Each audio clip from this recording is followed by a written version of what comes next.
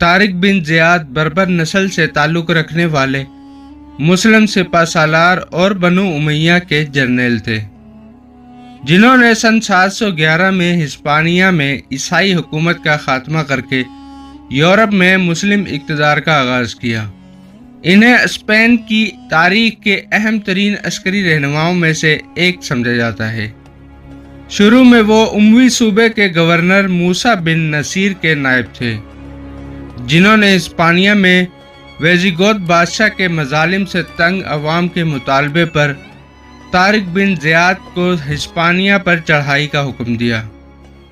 طارق بن زیاد نے مختصر فوج کے ساتھ یورپ کے عظیم علاقے اسپین کو فتح کیا اور یہاں دین اسلام کا علم بلند کیا۔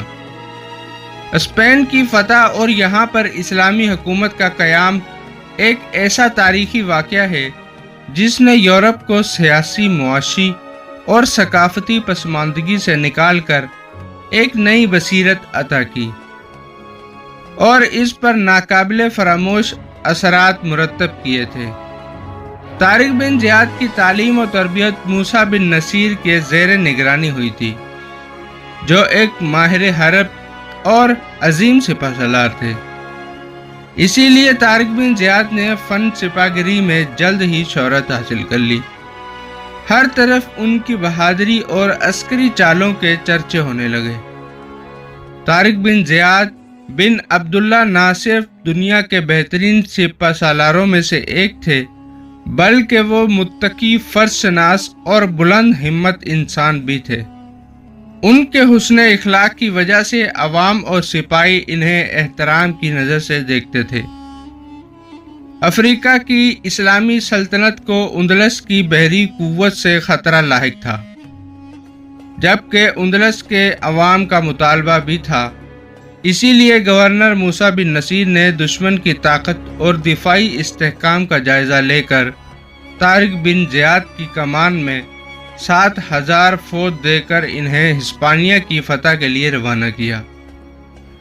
30 اپریل سن 711 کو اسلامی لشکر ہسپانیہ کے ساحل پر اترا اور ایک پہاڑ کے نزدیک اپنے قدم جما لیے، جو بعد میں طارق بن زیاد کے نام سے کہلایا۔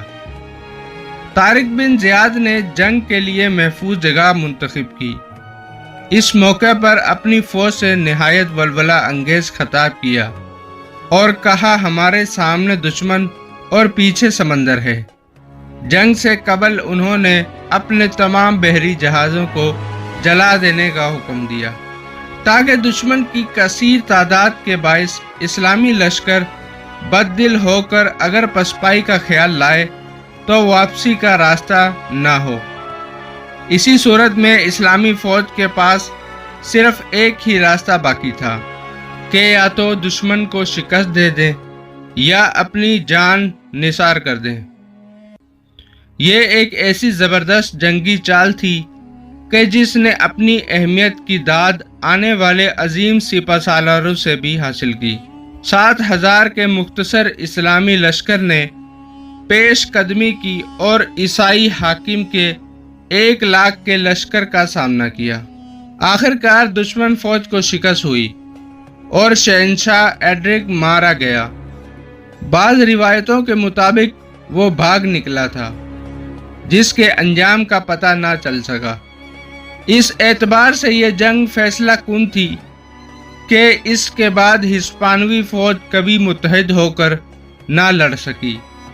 فتح کے بعد طارق بن زیاد نے بغیر کسی مزاحمت کے دارالحکومت تلیتلا پر قبضہ کر لیا۔ طارق بن زیاد کو ہسپانیہ کا گورنر بنا دیا گیا۔ طارق بن زیاد کی کامیابی کی خبر سن کر موسیٰ بن نصیر نے حکومت اپنے بیٹے عبداللہ کے سپرد کی اور خود طارق بن زیاد سے آ ملے۔ دونوں نے مل کر مزید کئی علاقے فتح کیے۔ اسی دوران خلیفہ ولید بن عبد الملک نے اپنے قاصد بھیج کر دونوں کو دمشق بلوایا اور یوں طارق بن زیاد کی عسکری زندگی کا اختتام ہوا، جبکہ اسلامی دنیا کے اس عظیم فاتح نے 720 میں وفات پائی۔